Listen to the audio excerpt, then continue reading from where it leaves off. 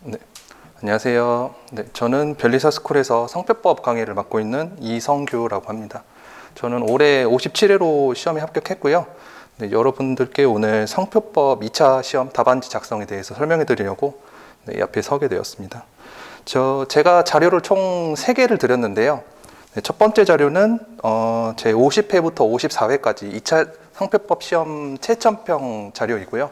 두 번째 자료는 이제 2차 시험 답안 작성에 있어서 가장 기본이 되는 자료를 한 장 드렸고, 세 번째 자료는 이제 2차 시험에 대비하기 위한 공부 방법에 대한 내용인데요. 네. 그래서 방금 말씀드린 순서대로 강의를 진행하도록 하겠습니다. 네. 그래서 첫 번째로 보실 자료는 채점평 자료인데요. 이거는 50회부터 54회까지 성표법 시험 출제하신 교수님들이 저희 수험생들이 쓴 답안지를 보고 채점 이런 식으로 답안을 작성했으면 좋겠다라고 의견을 작성해 주신 거고요. 55회부터 57회까지 내용은 왜 없냐고 궁금해 하실 수도 있는데 이후 시험부터는 채점평이 제공되지 않습니다. 네, 그래서 가장 최근에 5개년인 50회부터 54회까지 모아둔 것이고요. 네, 그래서 맨 앞에 있는 1페이지부터 한번 보겠습니다. 제 50회 채점평인데요. 제가 중심적으로 보셔야 된다고 생각하는 내용을 굵은 글씨랑 밑줄로 좀 크게 표시를 해놨습니다. 예, 그래서 1페이지부터 같이 보시면요. 답안 작성 시 관련 규정의 법리나 판례 등 일반론에 대해서는 질문 사항에 대한 설명을 이유 있게 하기 위한 최소한의 범위 내에서 설명에 그치고 대신 사안의 해결에 많은 지면을 할애하여야 할 것이라고 되어 있는데요. 이게 무슨 말이냐면요. 저희가 2차 시험에 답안지를 작성하게 되면은 이 문제를 해결하기 위해 근거가 되는 조문을 적고요. 판례를 적고, 판례가 아니면은 심사 기준을 적고, 그리고 사안을 해결하기 위한 사안 포섭을 하게 됩니다. 예, 그런데 여기서 교수님께서 말씀하시는 거는 사안 포섭 내용이 잘 안 되고 조문이랑 판례 그냥 암기한 내용을 단순히 나열했을 뿐이다 라고 말씀하시는 겁니다. 그래서 이런 문제가 왜 발생하냐면은 2차 시험 공부해보신 분들도 계실 거고 안 해보신 분들도 계실 텐데 상당히 내용이 많습니다. 저희 암기할 내용도 조문도 외워야 되고 판례도 외워야 되고 또 과목이 성표법만 있는 것도 아니잖아요. 그래서 암기에 상당히 급급합니다. 저희 1차 시험 합격하시고 3월부터 2차 시험을 들어가시면은 답안지를 16쪽을 채워야 되니까 그 16쪽을 채우려면 어떻게든 암기를 해서 암기한 내용을 작성해야 되니까 그래서 알고 있는 내용을 무작정 작성하기 바쁩니다. 그렇게 되면은 문제를 해결하는 게 아니고 단순히 조문, 암기한 판례를 나열하기 바쁘니까. 그래서 이러한 문제가 발생하는 것이고요. 그리고 두 번째로 이러한 문제가 발생하는 이유가 저희 학원에서 GS 수업이라고 모의고사 수업이 있습니다. 그 모의고사 수업을 듣고 나면은 답안지를 채점해서 돌려받게 되는데요.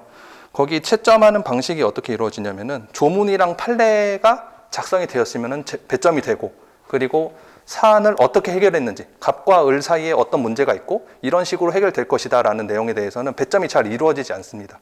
그래서 저희가 아무래도 학원의 수업을 많이 듣게 되고 그런 식으로 공부를 하다 보면은 학원의 채점 방식에 맞게 공부를 하게 되거든요. 그러게 되면은 아무래도 사안이 어떻게 해결하는지보다 암기하고 있는 내용을 많이 바르면은 학원 점수는 잘 나오니까. 네, 그래서 아마 학원 모의고사를 보면은 점수는 잘 나오는데 시험을 떨어진 사람이 있다라는 아마 그런 소문을 들어보신 적이 있으실 거예요. 아마 이런 문제가 아닐까 생각이 되고 있습니다. 네, 그렇고요. 그래서 관련된 내용은 최소한의 범위 내에서 적고 문제를 해결하라. 그게 핵심입니다. 네, 그리고 그 중간에 있는 내용들은요. 아마 2차 시험 공부하시면서 한번 읽어보시면 좋을 것 같습니다. 네, 그리고 2페이지 한번 보시겠습니다. 2페이지 보시면요. 중간에 밑줄 그어놓은 부분 한번 읽어보겠습니다. 상당수의 답안은 출제자의 의도를 명확히 파악하지 못한 채 사실관계를 바탕으로 한 논리적인 답변이기보다는 단순 나열식의 답안 작성이 많았다. 이것도 앞에랑 일맥상통하죠. 그냥 단순하게 암기한 거를 나열했을 뿐이고 문제를 해결하지 않았다는 겁니다. 예. 그래서 제가 저번 달이었나요? 저 2차 시험 공부 방법이라는 영상, 유튜브 영상을 하나 찍은 적이 있었는데요. 거기서도 제가 계속 강조해서 말씀드렸던 게 암기한 내용을 단순히 나열하지 마시고 문제를 해결하라는 말이 여기 채점평에도 그대로 나와 있습니다. 네, 그리고요.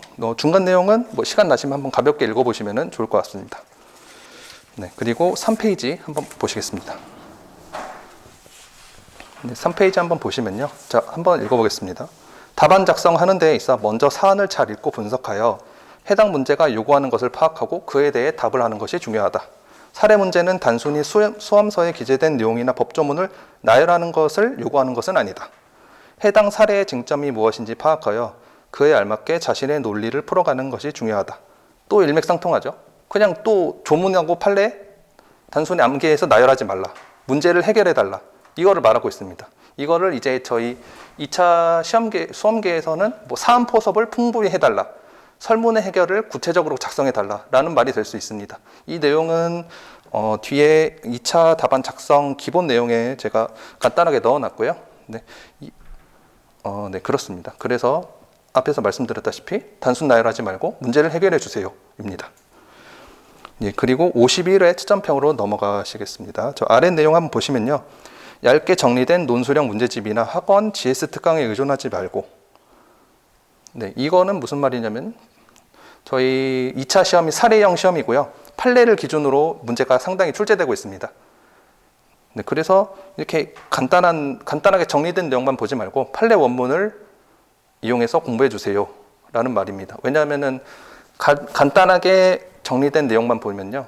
그 판례가 판시하게 된 앞뒤에 연계된 내용이나 그 판시의 바탕이 되는 배경 지식을 생략한 채 그 판례의 결론만 정리돼서 기재되어 있거든요. 예, 그래서 네, 원문을 이용해서 공부해 주세요입니다. 그리고 그 밑에를 한번 보시면요. 제 1문에서 뉴발란스 판례를 과도하게 언급하는 경우를 보면서 상당수 수험생들이 예상 문제를 위주로 공부하고 있는 인상을 주었다. 예, 이거는 교수님께서 무슨 말을 하고 싶으신 거면요. 1문에서 이 뉴발란스 판례에 관련된 문제가 배점이 굉장히 작게 나왔어요. 제 기억에 5점인가 뭐 그 정도로 나왔는데 이게 그 이 당시에 굉장히 중요한 내용이라고 찍혀서 학원에서는 막 30점 분량을 굉장히 크게 해서 수업을 했었거든요. 그래서 수험생들은 거기에 익숙해서 20점, 30점 분량으로 답안 작성하는 거에 익숙해졌고, 그래서 답안 문제가 실제 시험에서 5점짜리로 나왔는데 20점, 30점짜리 답안을 작성해 버린 거죠. 페이지 수도 2페이지, 1페이지, 2페이지 넘어가 버리고. 그래서 이렇게 과도하게 내용을 작성하지 말라. 결국에는 배점을 고려하지 않은 답안 작성이 되어서는 안 된다. 문제를 잘 읽고 이게 몇 점짜리 문제인지, 그리고 몇 점짜리 문제니까는 답안 분량을 얼마나 해야겠다라는 걸 파악하고 답안을 작성해 주세요 라는 게 이 내용입니다. 네, 그리고 그 아래 내용 한번 보시겠습니다. 답안 작성은 소논문으로 전체적 논리성도 갖추어야 하며 주요 쟁점별로 적절하게 안배하여야 할 필요가 있다. 그런데 안타까운 것은 논점별 안배에 실패한 답안이 너무 많았다는 것이다. 예, 아까 말씀드렸다시피 중요한 쟁점이니까 사람들이 막 크게 쓴 거예요. 2페이지, 3페이지. 근데 배점을 보면은 그렇게 적을 내용이 아니었다는 거죠. 네, 그래서 배점별로 그리고 문제의 쟁점별로 큰 쟁점, 작은 쟁점을 구별해서 배점에 맞게 답안을 작성해 주세요 라는 게 이 내용입니다. 네, 그리고 3페이지 끝부터 한번 다시 읽어보겠습니다. 3페이지 끝에 보면요. 관련 쟁점이라고 적혀 있고 다음 페이지로 넘어갑니다. 관련 쟁점을 가능한 모두 포섭하되 지박적 표현을 통하여 핵심적 내용을 압축적으로 진술할 것이 요구된다. 해당 내용은요. 문제를 잘 읽고 사실관계가 주어져 있습니다. 뭐 갑과 을이 어떤 뭐 교섭이나 계약을 한 사실이 있고, 그리고 뭐 유사한 상표를 사용했다. 아니면은 상표를 사용했는데 부정한 목적이 있다. 이런 문제의 사실관계들이 다 나열되어 있거든요. 이런 사실관계들을 가능한 모두 포섭해달라. 그러니까 아까 말씀드렸던 사안 포섭을 구체적으로 해달라. 이건 결국에는 단순 나열하지 말고 문제를 해결해 주세요랑 같은 말입니다. 또 똑같은 말이 나왔죠. 조문이나 판례를 나열하지 말고 문제를 해결해 주세요. 문제를 해결하려면은 문제를 잘 읽어 주세요. 사실관계를 가능한 모두 포섭해 주세요. 입니다.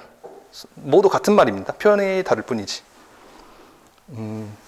네, 그리고 집약적 표현을 통해서 핵심적인 내용을 압축적으로.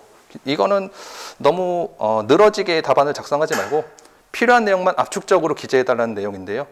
요 내용은 네, 자신에게 이렇게 판례를 암기하고 답안지를 작성하다 보면은 판례를 암기를 해야 되는데 판례 원문을 그대로 암기하기가 상당히 어렵거든요. 그래서 이 암기를 하실 때 자신에게 알맞게 컴팩트하게 그 판례의 의미와 취지를 살려서 암기를 하고 답안지를 작성해 주세요 라고 이해할 수 있겠습니다. 네, 그리고 바로 아래줄 한번 보겠습니다. 경우에 따라서는 설사 본인이 많이 알고 있더라도 진술의 자제가 요구된다. 또 문제를 냉철하게 분석해야 하는데 선입견이 작용하여 그르친 경우도 자주 보였다. 이거는 앞에 내용은 또 똑같은 내용이죠. 많이 알고 있어도 필요한 내용만 적어라. 단순히 조문이랑 판례 나열하지 말고 필요한 내용만 문제를 해결해 달라라는 내용이 또 반복되고 있습니다. 네, 그리고 두 번째 내용은 선입견이 작용하여 그르친 경우도 자주 보였다. 이 내용은 뭐냐면요. 저희가 2차 시험이 사례형 시험이고요. 판례를 기준으로 많이 출제가 되고 있습니다. 예, 그래서 저희 상표법 2차 시험 대비를 할 때 판례를 중심으로 많은 수험생들이 공부하고 있고요. 그런 내용이 항상 중요한데 판례를 기반으로 하다 보니까는 사람들이 문제를 읽으면은 이게 무슨 판례가 기본으로 출제가 되었다라는 것을 파악할 수 있는데 이제 교수님들은 그거를 알고 판례를 그대로 출제하지 않으신다는 거죠.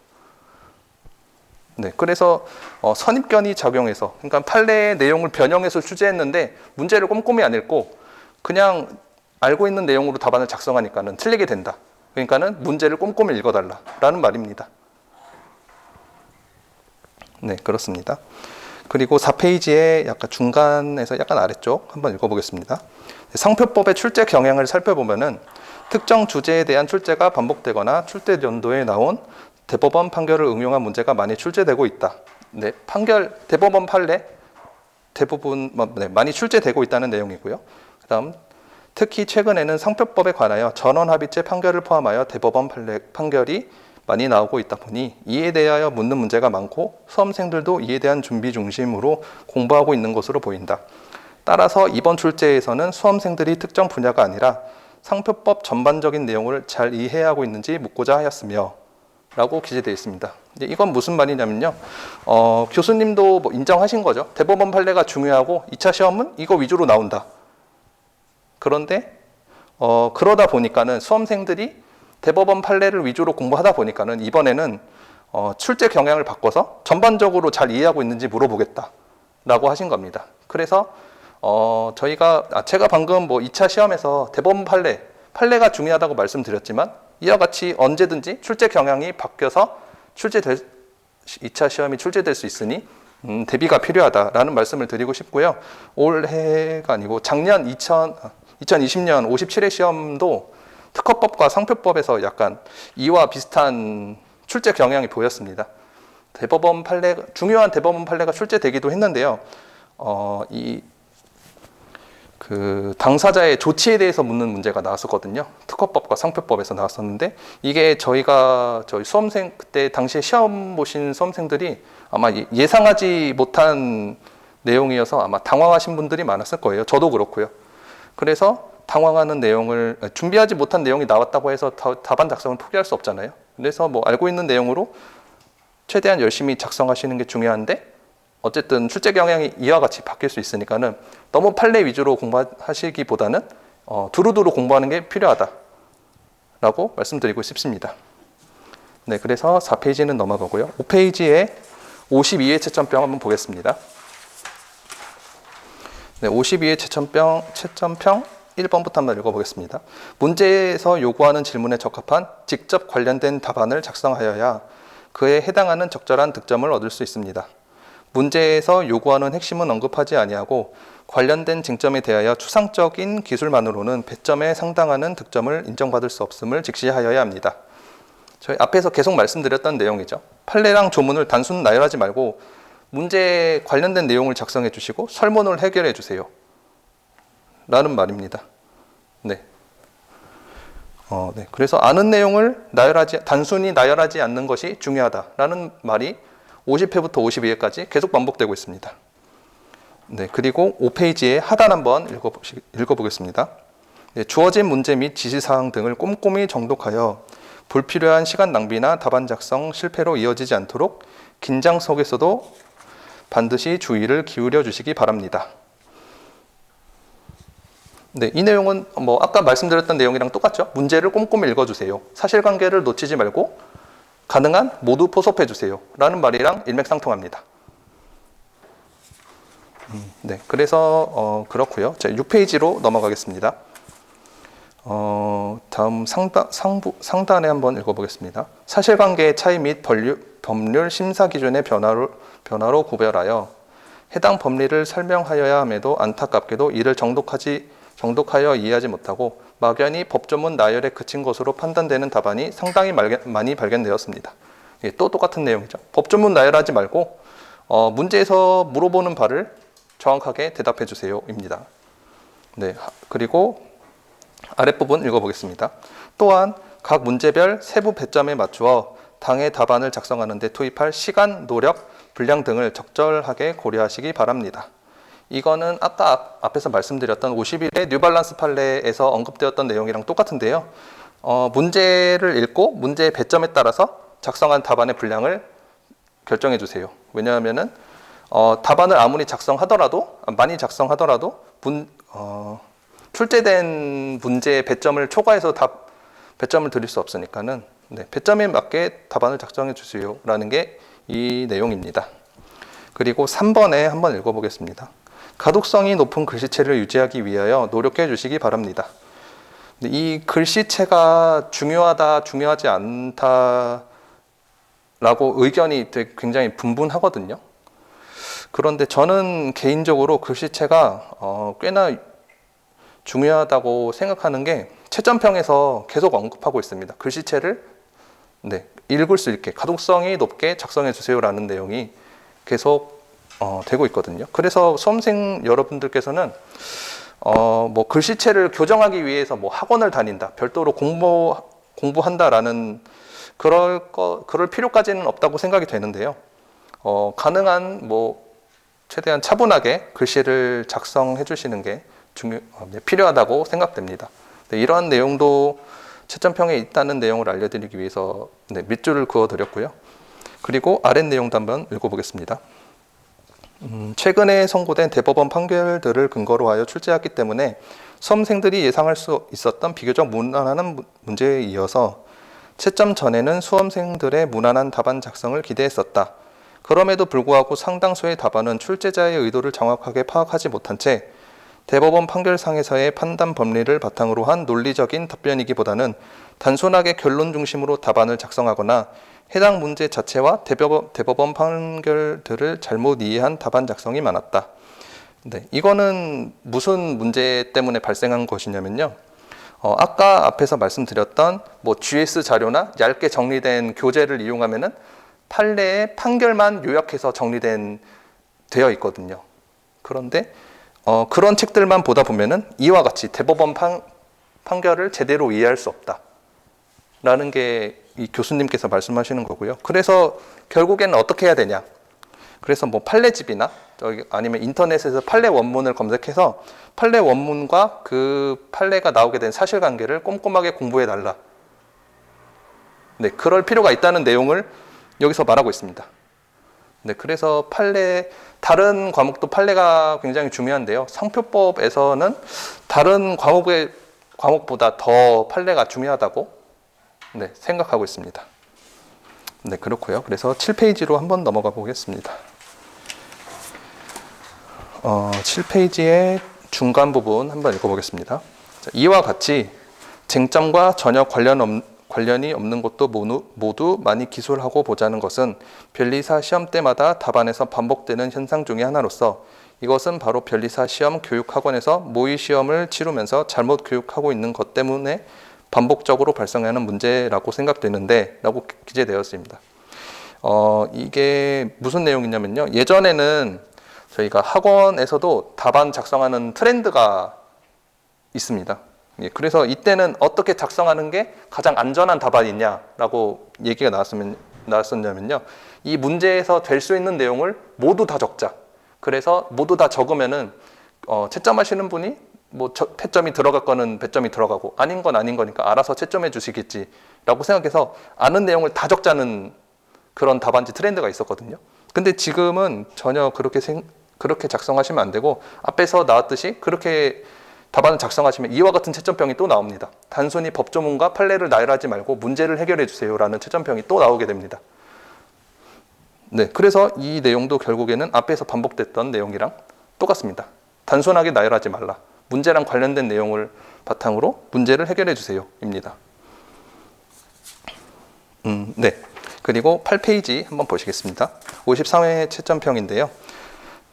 중간 한번 읽어보겠습니다. 상당수의 답안은 교과서의 기본적인 내용과 대법원 판결의 법리를 바탕으로 한 기초적인 내용을 쓰지도 못하고 단순하게 판례를 사안과 관련 없이 그대로 암기하여 답안을 작성한 답안 작성도 많았습니다.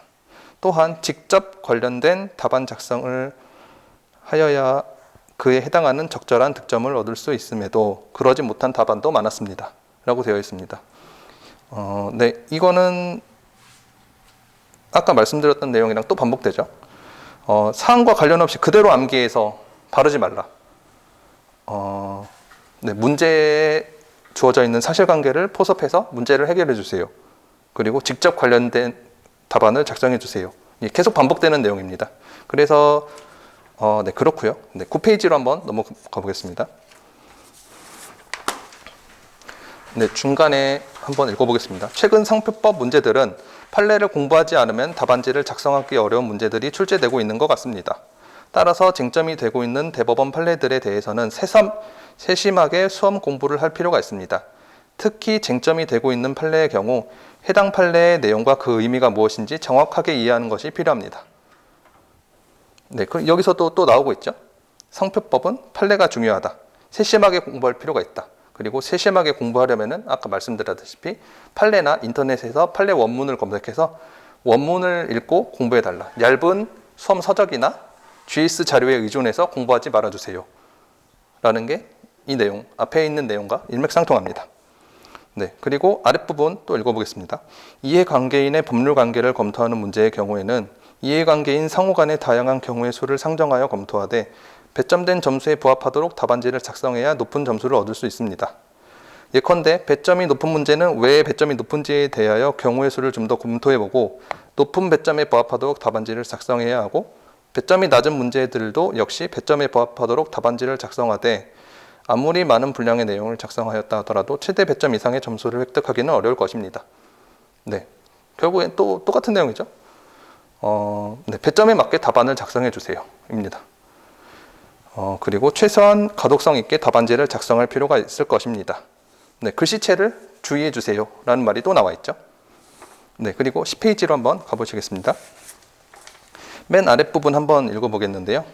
채점자와 수험생이 문자로만 의사소통을 하는 것을 원칙으로 합니다. 따라서 수험생은 문자를 통하여 자신이 생각하는 문제의 답을 채점자에게 전달하여야 합니다.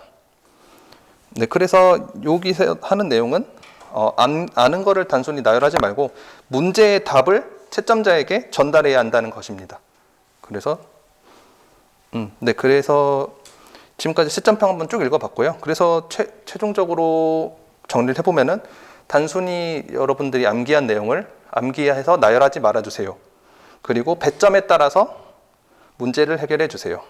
판례의 원문을 공부해 주시고 글씨체를 주의해 주세요입니다.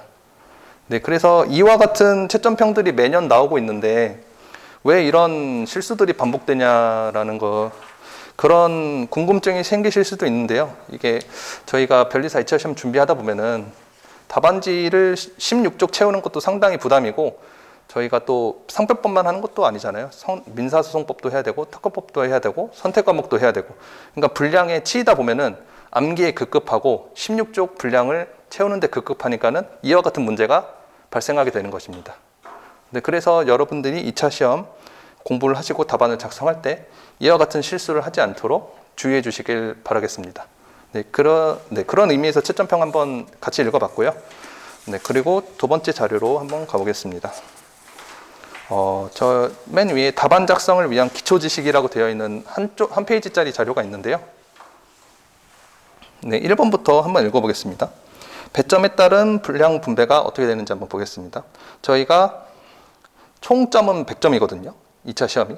근데 16쪽을 기준으로 답안지 한 권이 16쪽으로 되어 있습니다. 그러면은 100점이 16쪽이 될 것이고 10점이 1.6쪽이 되겠죠.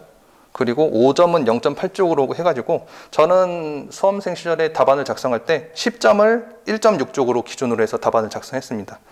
그런데 이 내용을 이 분량을 정확히 계산할 필요는 없어요. 왜냐면은 답안을 작성하다 보면은 내가 공부한 비중에 따라서 아니면은 뭐 잘 아는 내용이 나올 수도 있고 잘 모르는 내용이 있을 수도 있으니까는 10점 1.6쪽에서 어느 정도 차이가 있게 작성하셔도 큰 문제는 없습니다. 네, 그렇고요. 두 번째 거 한번 보겠습니다. 문제에 따른 분량과 시간 분배입니다. 저희가 30점, 20점, 30점, 20점의 총 4문제로 구성이 되어 있고요. 배점은 총 100점으로 되어 있습니다. 그래서 보통 수험생 여러분들은 답을 어떻게 작성하시냐면은 30점짜리 문제는 보통 5쪽을 작성하고요. 20점짜리 문제에는 3쪽을 작성하게 됩니다. 그러면은 합쳐서 50점에 8쪽이니까는 100점이면 16쪽이 되겠죠. 그리고 시간 분배를 어떻게 하셔야 되냐면은 30점짜리 문제에는 36분. 그래서 목차를 잡고 문제를 읽고 목차를 잡고 답안을 작성하는 데까지 총 36분 내에 이루어져야 됩니다. 30점짜리 문제가.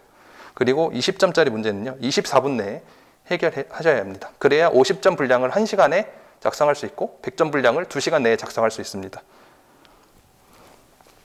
네, 그렇고요. 근데 밑에 화살표에 적어 놓았듯이 문제에 따라서 0.5쪽 또는 4분 내외의 차이를 둘 수 있습니다. 네, 이거는 또 여러분들의 잘 아는 내용은 좀 더 많이 적으실 수 있고 모르는 내용은 적게 적을 수밖에 없잖아요. 내용이 대비가 안 돼 있으니까. 그래서 어느 정도의 내용이 변경은 될 수 있다라는 것을 말씀드리겠습니다. 네, 그리고 세 번째, 답안 작성 시에 고려할 사항에 대해서 말씀드리겠는데요. 한쪽에는 총 22줄로 답안지가 이루어져 있고요. 한 줄에는 띄어쓰기를 제외하고 글자가 21글자에서 24글자 정도 적는 게 가독성이 괜찮고, 네, 보통 그렇게들 작성하고요. 이 정도가 적절하다고 생각됩니다. 그리고 채점평에서 앞에 말씀드렸다시피 글씨는 크고 가독성 있게 작성해 주세요. 채점평에서 나왔던 내용입니다. 네, 그렇고요. 그래서 이제 상표법 답안 작성의 기본 구조에 대해서 말씀드릴 건데 저는 답안 작성할 때 항상 이렇게 말씀을 드리거든요. 저희가 공부를 하다 보면은 판례마다 아니면 조문마다 각 쟁점이 주어져 있어요. 그러면 하나의 쟁점에 대해서 크게 파트를 3개로 나누어서 답안 작성을 권유해 드리고 있습니다. 첫 번째는 조문이고요. 두 번째는 판례이고요. 세 번째는 사안포섭입니다. 네, 그래서 저희가 2차 시험을 공부하실 때에는 이 쟁점별로 공부를 하셔야 되는데 이 쟁점별로 조문이랑 판례랑 사안포섭을 묶어서 공부를 하시면 되겠습니다. 저 예를 한번 들어보면요. 저희 특허법에서 뭐 선택발명 있잖아요. 그러면 뭐 선택발명의 진보성 판단이 네.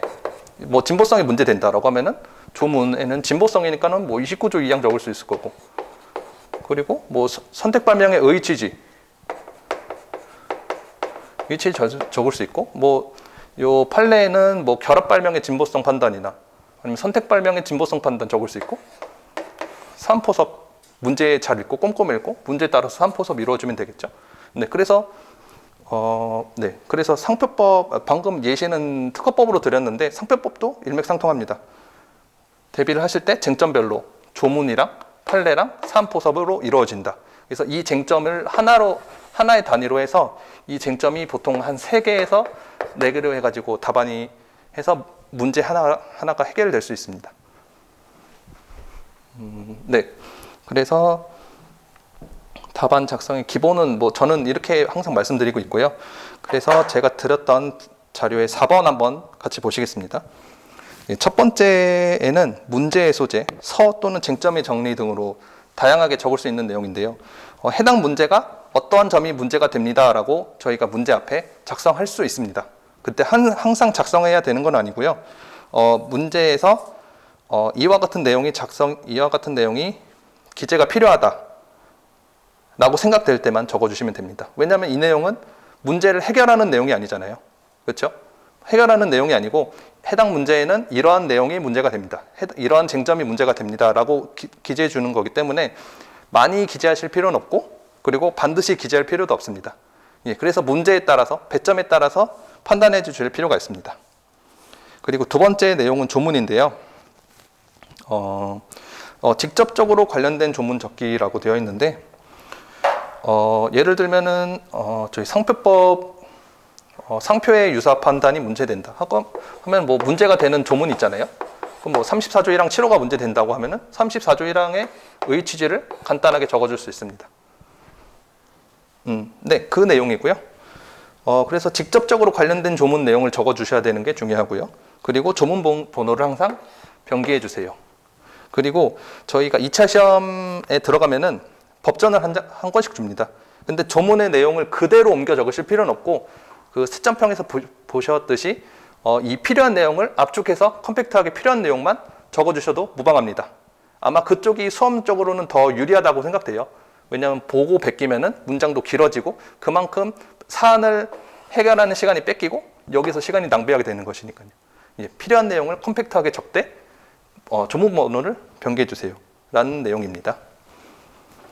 네, 그리고 세 번째 학설 보겠습니다. 저희가 민사소송법, 법 과목 3개를 좀 시험 보잖아요. 민사소송법, 특허법, 상표법인데요. 저희가 이번에 같이 합격한 동기들과 한번 같이 얘기를 해봤는데요. 특허법이랑 상표법 학설에 대해서 어떻게 대비를 했냐라고 항상 많이 물어봤어요. 저도 공부를 했는데 이게 중요한지 안 중요한지 항상 고민이 되더라고요. 근데 합격자들 대부분 이야기를 들어보니까는 학설은 딱히 대비하지 않았다. 저희 민사소송법을 공부해 보신 분들도 있고 안 해보신 분들도 계실 수 있는데 민사소송법에는 학설이랑 판례랑 검토랑 딱딱 구분이 돼 있거든요. 이미 규정이 딱 정해져 있어서 그대로 암기해서 적으면 배점이 들어갑니다. 근데 특허법이랑 상표법은 학설이 그렇게 많이 나와 있지도 않고 그렇게 의미 있는 학설이 있다고 생각되지도 않습니다. 네, 그래서 저는 공부할 때 학설에 대해서 딱히 준비를 하진 않았고요. 그렇다고 제가 뭐 학설을 공부하지 말라라는 말씀을 드리는 건 아니고 아까 말씀드렸다시피 조문이랑 판례랑 사안포섭에 대한 대비가 다 이루어진 이후에 암기를 후순위로 밀어서 대비를 해주세요. 근데 모든 학설에 대해서 다 준비하실 필요는 없고 중요한 학설들을 저희 강사님들이 다 찍어주실 겁니다. 그거 위주로 대비를 하시면 되고요. 그리고 과거에 특허법인지 상표법인지 기억이 안 나는데 심결 취소 소송에 학설에 대해서 적으라는 문제가 나온 적이 있어요. 직접적으로 학설에 대해서 언급하시오라는 문제가 나왔었는데 그 문제를 제외하고는 기출 문제를 쭉 보면은 학설을 언급할 필요가 있는 문제가 없다고 판단됩니다. 네, 그래서 결론으로 말씀드리면은 학설을 공부하지 말라는 내용을 말씀드리고 싶은 건 아니고 해당 내용이 다 이루어지면은 후순위로 밀어서 해주세요. 왜냐하면 저희가 시간이 무한정 있는 거 아니잖아요. 네, 후순위로 밀어달라는 말씀입니다. 네, 그렇고요. 네, 그리고 4번 판례 한번 보시겠습니다. 반드시 그대로 암기할 필요는 없고요. 키워드와 취지를 살려서 적어주시면 충분합니다. 네, 그래서 판례를 암기해 주시는데 저희 아까 채점병에서 나왔듯이 얇은 서버집이나 GS 자료에 의존해서 판례를 암기하지 말아 주시고 판례 원문을 공부해 보시면은 이 판례에서는 어떤 쟁점이 문제가 되는지 그리고 해당 쟁점에는 어떤 조문이 문제가 되는지 그리고 판례의 판시 내용, 판례니까 판시 내용이 당연히 있겠죠. 그리고 해당 판례가 된 당사자 간의 사실관계가 구체적으로 나와 있습니다. 예, 그래서 보시면은 판례 원문을 보시면 결국에는 조문이랑 판례랑 사안포섭이랑 한 번에 이루어질 수 있거든요. 쟁점별로. 그래서 판례 원문을 가지고 공부하시는 게 상당히 중요합니다. 그리고 판례 원문을 그대로 암기하실 필요는 없고요. 왜냐하면 암기가 이게 약간 판례 원문을 공부하다 보면요, 약간 필요 없는 어구들이 있거든요. 그런 내용을 싹 지우고 키워드 위주로 키워드를 살려서 그 판례의 취지를 살려서 작성하시면 충분합니다. 2차 공부 들어가시면은 저희 강사님들이 항상 그런 얘기를 하거든요. 판례 그대로 적어주세요. 판례 그대로 변형하지 말고 그대로 적어주세요라고 말씀을 하시는데, 그거는 판례 원문을 그대로 적으라는 게 아니고 키워드랑 취지를 살려서 적어주세요라는 의미입니다. 절대로 그 토시 하나 틀리지 않게 암기할 필요가 없고요. 약간 키워드랑 취지를 살린 채 변형하셔도 무방합니다. 그렇고요. 그리고 5번 검토 한번 보겠습니다. 모든 판례의 검토를 적을 필요는 없고요. 문제 배점 판례에 따라서 판단해 주세요. 인데요. 검토란 내용은 뭐냐면은 해당 쟁점이 있고 쟁점을 어떻게 해결할 것이냐에 대한 판단 기준이 판례로 들어갑니다. 근데 이 판례가 타당하지 않냐에 대한 검토를 넣을 수 있는데요. 이 내용 또한 저희 아까 말씀드렸던 그 학설이랑 마찬가지로 민사소송법에는 학설 검토 내용이 다 정형화되어 있거든요. 그대로 암기하시면 되는데 이 검토 내용은 저희 상표법 시험에서는 딱히 필요하다고 생각되진 않습니다. 근데 이 내용도 검토를 작성할 필요가 없냐라고 말씀드리는 건 아니고요. 그 문제를 보시면은 그 가장 어떤 한 판례에 대해서 중심적으로 묻는 문제들이 있어요. 그런 문제들에 대해서는 검토를 적어줄 필요가 있는데, 또 그렇다고 중심적으로 판례를 물었다고 해서 다 적을 필요가 있냐? 그건 아니고요. 제 예시를 하나 드려보면은 상표의 유사 판단에 대한 판례가 있죠. 외관 칭호 관념, 상표의 외관 칭호 관념을 전체적 객관적 이격적으로 관찰하여 상표 유사 여부를 판단해야 된다. 출처 운동이 있는지 여부로 판단해야 된다는 이런 판례가 있는데요. 이 내용을 한번 쭉 읽어보시면은 대법원에서 상표가 유사한지 여부를 이렇게 판단하겠다라고 판시한 겁니다. 근데 그거를 저희 수험생 입장에서 이 판례가 타당하다, 부당하다라고 판시할 내용이 있을까요? 생각해보면은 그냥 법원에서 이렇게 판단하겠다고 그냥 한 건데, 이거를 저희가 타당하다고 부당하다고 판단할 건 없고요. 여기 외관 칭호 관념이 전체적으로 객관적 이격적으로 관찰해서 상표 유사 판단이 유사한지 안 한지만 저희가 판단해 주시면 됩니다. 그리고 그 내용은 사안 포섭에 될 거고요. 그게 문제 해결이 될 것입니다. 그래서 다시 결론을 말씀드리면은 검토를 그렇게 고민할 필요는 없다. 그리고 검토 내용은 주로 어떤 내용이 들어가냐면은 판례 원문으로 공부하시다 보면은 이 판례가 나오게 된 근거가 되는 내용들이 쭉 나와 있습니다. 그 내용 중에 한두 가지를 골라서 검토에 적을 수는 있는데요. 그 내용은 뭐 판례에 적으셔도 되고 검토에 적으셔도 되는데, 그래서 결국에는 뭐 검토가 크게 중요하진 않다. 이 대비를 해야겠다고 생각이 드시면은 뭐 판례 원문을 이용해서 공부하시면은 도움이 된다라는 말씀을 드리고 싶습니다. 그래서 검토 내용은 문제에 따라, 배점에 따라, 판례에 따라서 다르게 판단해 주세요. 입니다. 그리고 6번 한번 보시겠습니다. 사안포섭인데요. 문제에 주어진 사실관계와 판단 기준으로 적은 판례를 꼼꼼하게 검토. 문제에 주어진 사실관계와 판단 기준으로 적은 내용이 겹치는 내용이 있다면 반드시 사안포섭에 포함하여야 함. 그리고 채점평에서 말하는 사안의 해결이 사안포섭에 해당합니다. 라는 내용이 적혀 있는데요. 제가 오른쪽 내용에 예시를 한번 적어놨거든요. 이게 34조이랑 13호에서 부정한 목적이 있는지를 판단하는 판례예요. 그래서 한번 읽어볼게요. 부정한 목적이 있는지 여부는 출원 상표의 출원 당시 특정인의 상표의 인식도 또는 창작성의 정도, 상표의 동일 유사성, 교섭의 유무와 그 내용, 양 당사자의 관계, 사업을 구체적으로 준비했는지 여부, 지정 상품의 동일 유사성, 경제적 결련 관계, 거래 실정 등을 종합적으로 고려하여야 한다 라고 되어 있죠. 그래서 제가 밑줄 준 그 내용을 쭉 보시면은 부정한 목적이 있는지 여부를 이런 내용을 고려해서 판단하겠다라는 게 이 판례의 내용입니다. 그러면은 저희가 문제를 쭉 읽어보면은 이런 내용이 있을 수 있어요. 갑과 을이 있는데 뭐 교섭이 있었다. 하면은 뭐 상표를 봤는데 외관으로 유사하다. 상품이 유사해 보인다. 뭐 을이 사업이 구체적으로 준비가 되어 있다라는 내용이 있을 수도 있습니다. 항상 있는 건 아닌데요. 그래서 그런 내용이 사안포섭에 꼭 들어가야 된다는 겁니다. 왜냐하면은 이러한 내용이 사안포섭에 들어가지 않으면은 교수님 채점하시는 분들은 어떻게 생각할 수 있냐면은 이 수험생이 문제를 꼼꼼히 읽지 않았다. 문제를 꼼꼼히 읽지 않고 단순히 아는 내용을 나열했을 뿐이지 문제를 해결하지 않았다라는 인상을 줄 수 있습니다. 앞에서 말씀드렸던 채점평에서 나온 잘못된 예시와 마찬가지로요. 네, 그래서 오른쪽 예시와 같이 판례의 판단 기준으로 적은 내용이랑 문제를 꼼꼼히 읽었을 때 나오는 사실관계를 모두 고려해서 겹치는 내용이 있으면 반드시 사안포섭에 적어주셔야 된다라는 내용입니다. 네, 그렇고요. 네, 7번 설문 해결 한번 보겠습니다.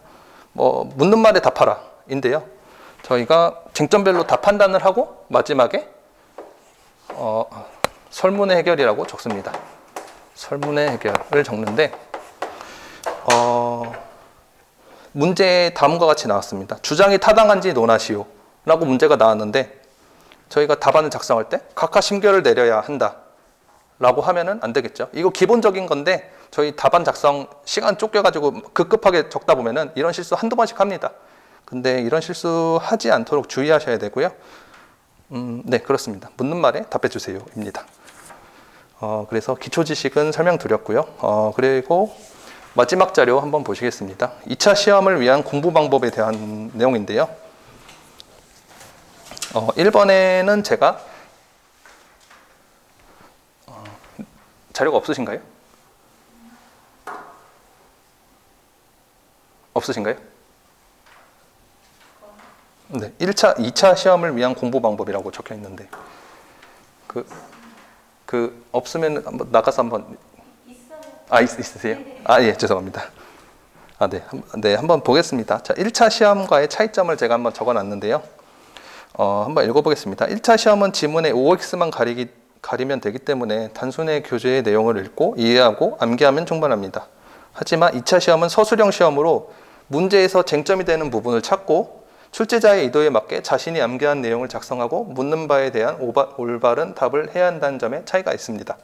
라고 되어 있습니다. 그래서 1차 시험은 저희가 문제를 읽어보시면 지문이 나와 있고 OX만 가리면 되잖아요. 근데 2차 시험은 문제를 읽고 어떤 쟁점이 문제가 되는지 찾아내고 암기한 내용을 쭉 적고 서문에 해결을 하고 근데 단순히 저희가 암기한 내용을 단순히 나열하는 게 아니고 이 문제에서 어떤 쟁점이 문제가 되고 주어진 사실관계를 포섭해서 묻는 말에 대답해야 된다는 겁니다. 네, 절차가 복잡하죠. 1차 시험보다. 네, 이런 차이가 있고요. 두 번째는 제가 이러한 2차 문제를 약간 요약해가지고 제가 한번 가져와 봤는데, 예제를 한번 가져와 봤는데요. 네, 한번 문제를 읽어보시겠어요? 네.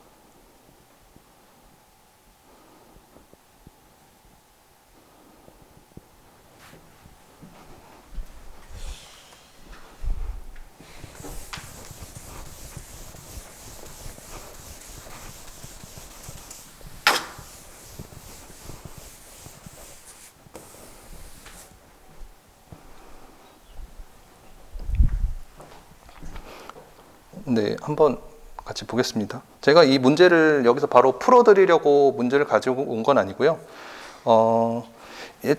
아래 제가 이 문제는 다음과 같은 쟁점이 있습니다라고 정리해 둔 게 있는데 한번 보면요. 119조 1항 1호가 되는 문제였습니다. 네, 그리고요. 등록 상표가 유사하면서 등록받지 않은 복수의 상표를 사용했다라는 쟁점이 있는데 이거는 디스커버리라는 판례에서 문제가 되고 있고요.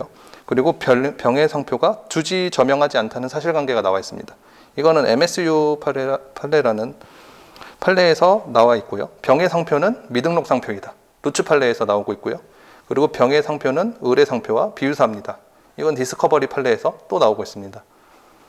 아마 2차 상표법 공부를 꽤나 하신 분이 아니라면은 이러한 쟁점을 모두 찾아내시는 거는 쉽지 않으실 거예요. 왜냐하면 저도 2차 시험 보기 직전까지 이 119조 1항 1호에 대해서 상당히 고생했었거든요. 내용이 어려워가지고. 네, 그래서 이 문제를 왜 갖고 왔냐라고 말씀드리면은 이 아는 만큼 보인다라는 내용을 말씀드리고 싶어서 가지고 왔어요. 내용을 모르면은 쟁점을 찾아낼 수가 없습니다. 그래서 아는 만큼 보이기 위해서 그러면은 어떻게 공부해야 되느냐라는 내용을 말씀드리기 위해서 예제를 가지고 왔는데요. 저는 2차 시험 공부할 때 이렇게 공부하라고 말씀드려요. 저희 머릿속이 책장이고요. 그리고 아까 제가 2차 답안을 작성할 때 쟁점별로 작성하고 여기는 조문이랑 판례랑 사안포섭을 하나의 묶음으로 해서 이루어진다고 했잖아요. 그래서 이 쟁점별로 책으로 공부해서 머릿속에 넣는 겁니다. 네, 그래서 해당 쟁점에는 어떤 조문이 되고 어떤 판례가 문제가 되고 이 내용을 묶어서 쭉 머릿속에 넣어 놓습니다. 그리고 저희가 모의고사나 실제 시험에 가면은 어떻게 하냐면은 요 공부한 내용을 쟁점들을 하나씩 갖고 와가지고 그림 맞추게 하는 겁니다. 그림 맞추기를 단순히 나열하는 게 아니고 해당 문제에서 해당 쟁점에서 문제해야 되는 내용을 사안포섭을 하면서 설문 문제를 해결하면서 그림 맞추기를 하는 겁니다. 쟁점별로 대비해가지고.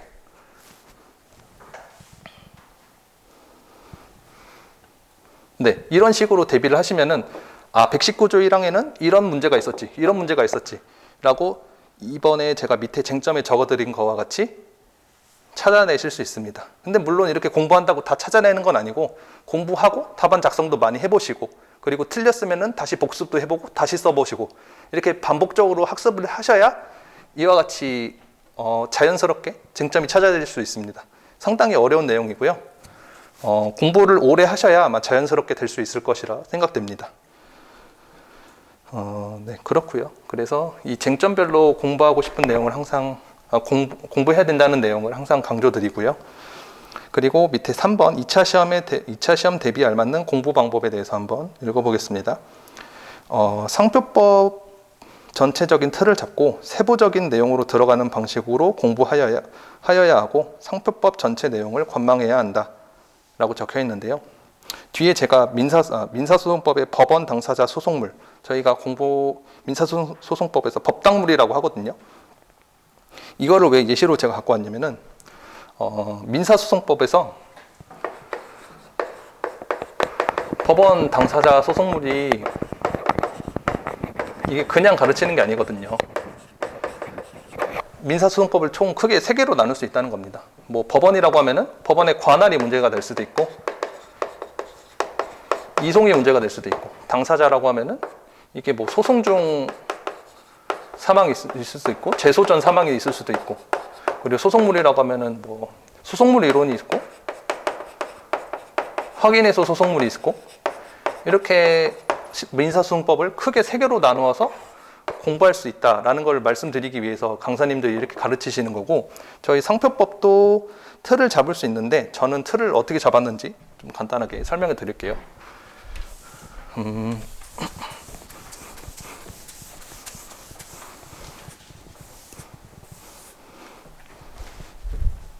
네. 그래서 저는 상표법도 민사소송법과 마찬가지로 3가지 틀로 나누어서 공부를 했는데요. 첫 번째는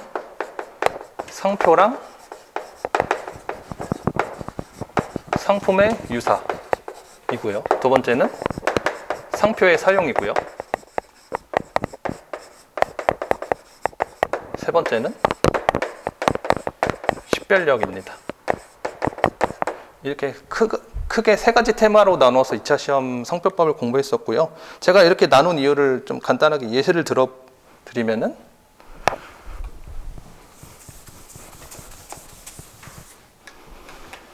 저희 33조 2항이 있잖아요.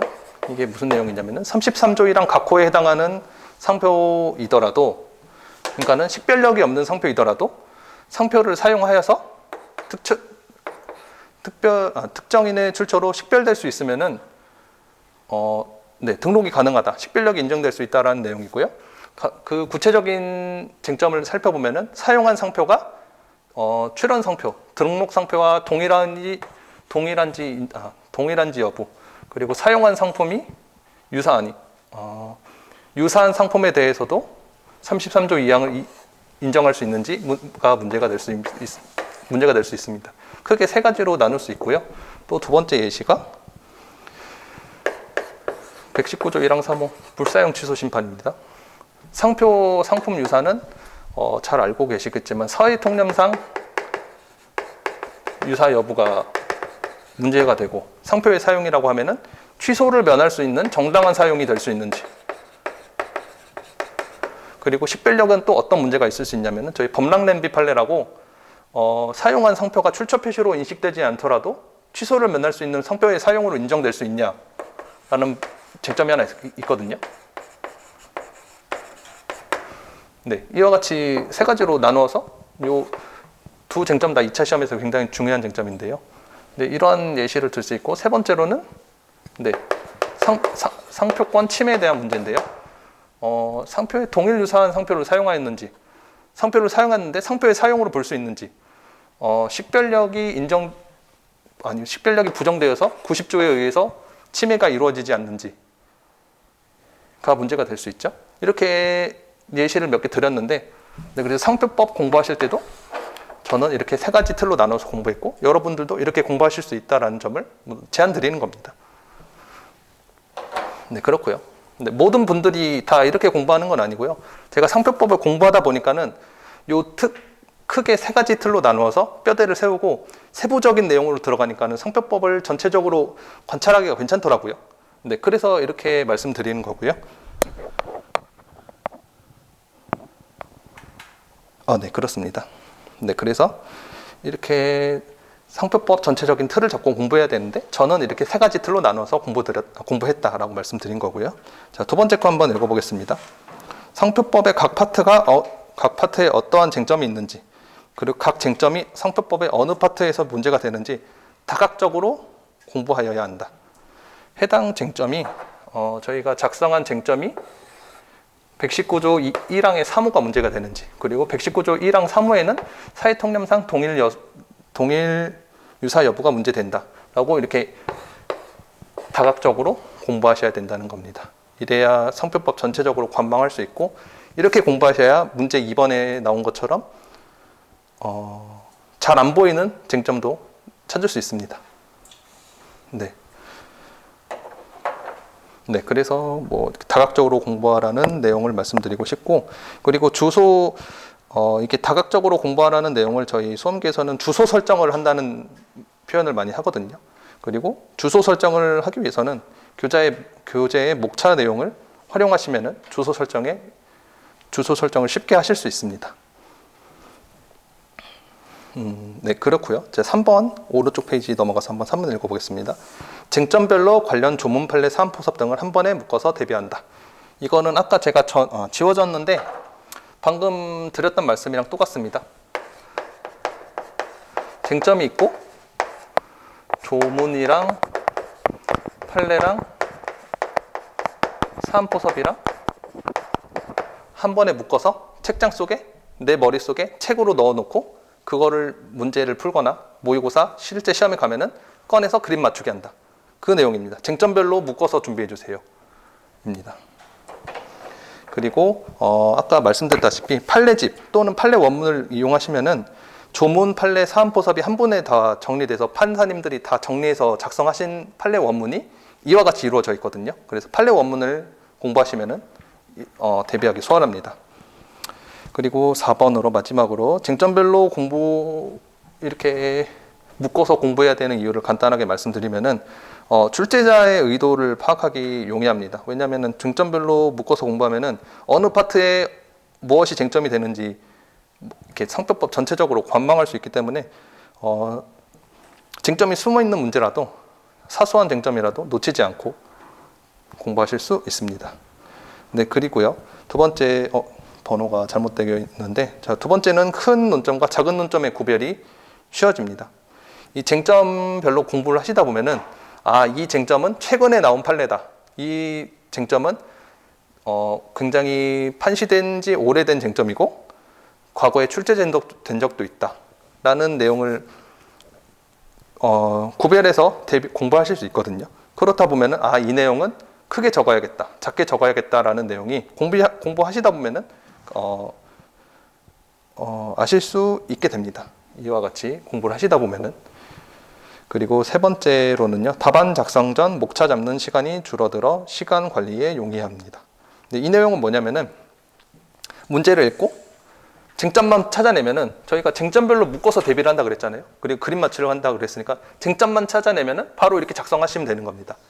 다만 사안포섭이 있어서 문제에서 어떤 조건이 주어져 있는지 쭉 읽어봐야 사안포섭이 꼼꼼하게 이루어질 수 있겠죠.